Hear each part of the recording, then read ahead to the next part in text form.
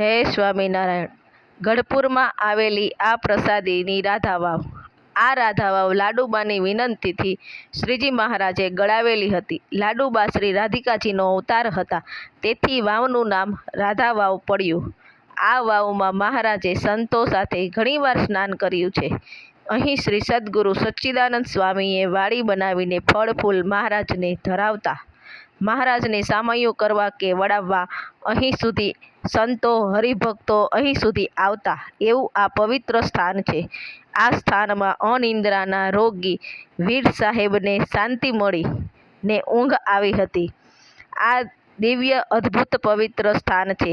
રાધા વાવ સિદ્ધ હનુમાનજીનું મંદિર, જેમાં સુરેશ્વર મહાદેવ મંદિર એટલે કે સિદ્ધેશ્વર મહાદેવ બિરાજે છે, તે પ્રસાદીના છે. સાથે શ્રી રાધા વાવ સિદ્ધ હનુમાનનું